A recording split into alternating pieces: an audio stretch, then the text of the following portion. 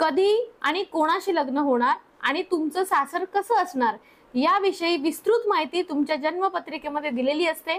आणि जेव्हा तुमची जन्मपत्रिका अभ्यासासाठी घेतली जाते तेव्हा तुमचा विवाह योग कधी आहे, तुमचा जोडीदार कसा असेल, तो दिसायला कसा असेल, तो स्वभावाने कसा असेल, तो तुमचे माणसं आणि तुमचे नातेसंबंध यांना घेऊन पुढे जाणार आहे का, किंवा हा पूर्वजन्मातील काही कार्मिक रिलेशन्स करायला आलेला आहे, याविषयी विस्तृत माहिती तुमच्या पत्रिकेमध्ये आढळते। त्याचबरोबर तुमचं सासर कसं असेल, म्हणजे आपण बघतो की काही सुनांना सासरी खूप मान मिळतो किंवा पूर्ण प्रॉपर्टी मिळते, सासू सासरे नणंदा दीर सगळेजण यांच्याशी खूप छान असतात, पण त्याच वेळी काही सुनांच्या बाबतीत मात्र सासरी कितीही काही केलं तरी त्याचं श्रेय कधीच मिळत नाही।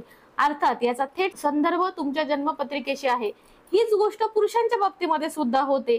काही जावई हे सासरच्यांसाठी खूप काही करतात पण त्याचं श्रेय त्यांना कधीच मिळत नाही। तुम्हाला जर जाणून घ्यायचं असेल की तुमची जन्मपत्रिका लग्नाच्या बाबतीमध्ये कशी आहे तर यासाठी आम्हाला नक्की संपर्क करा।